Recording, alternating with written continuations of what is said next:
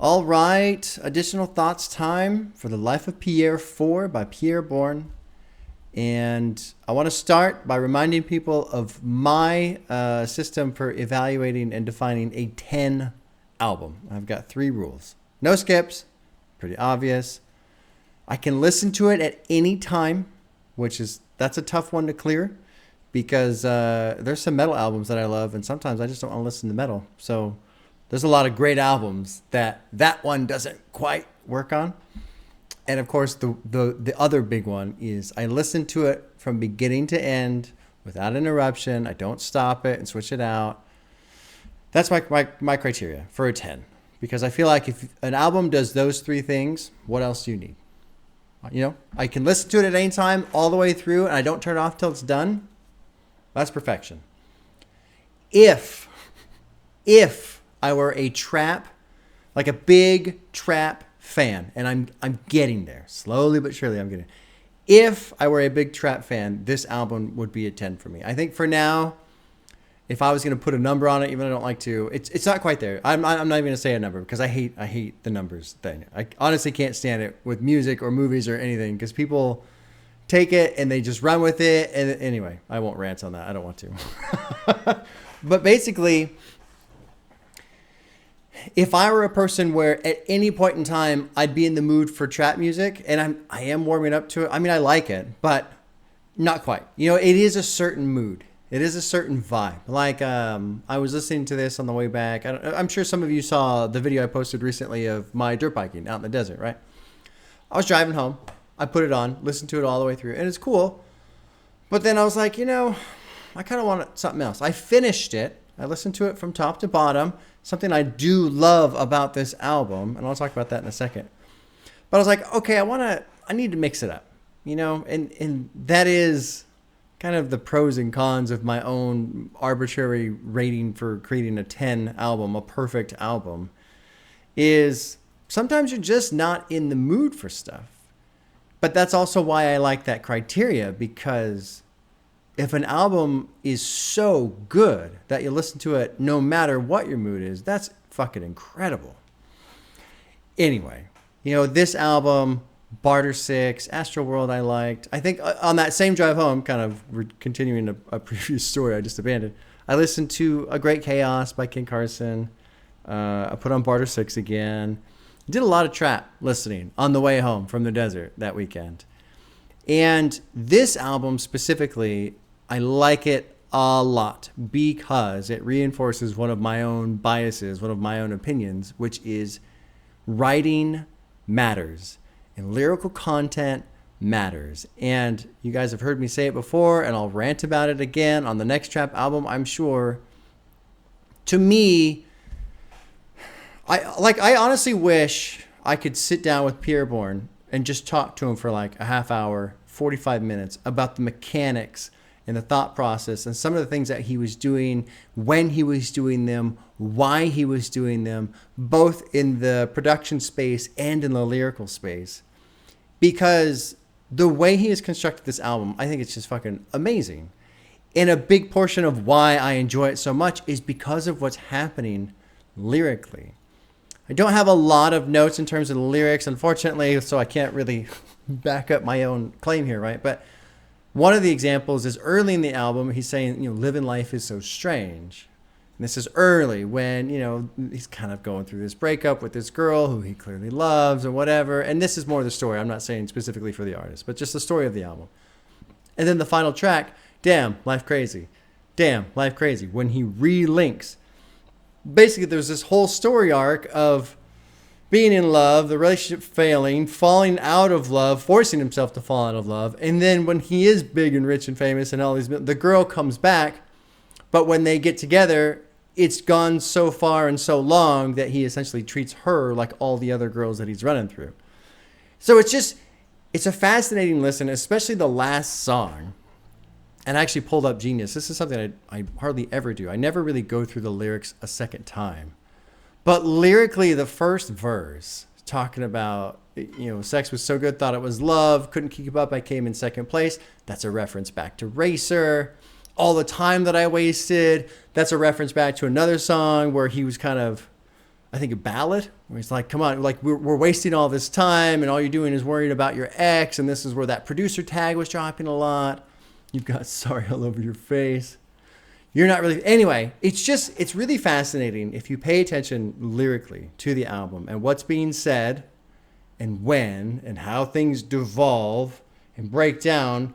But then things come back around again. And I love it.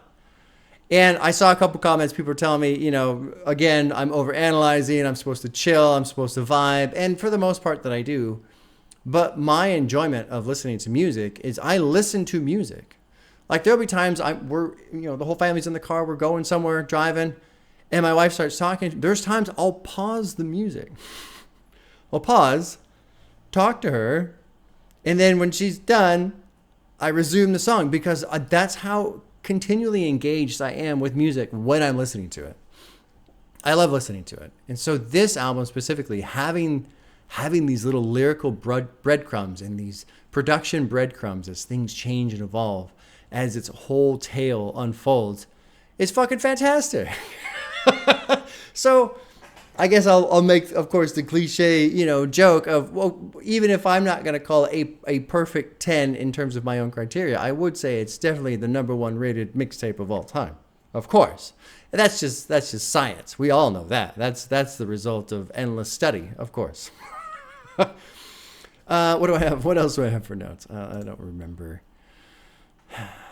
Yeah, I wish he would do a long form breakdown. And really, I thought about it like, which reminds me. So Pierre gave me a shout out on fucking Instagram over the weekend, which was really cool. He just took a little clip from the reaction video where I was just saying how phenomenal the album was and posted it, which is fantastic. I mean, that's fucking awesome. I think that's so cool. I never really consider that bigger artists will see what I'm doing because who gives a shit? But that's neat, And then I kind of thought, well, do I hit this guy up for an interview? Like, it would be fun to find out what was I right about? What was I way wrong about? What was I close on but misunderstanding? Because this album has these fun mechanics, these fun little things that are thought out and planned and executed. And God, the beat switches as they go from track to track.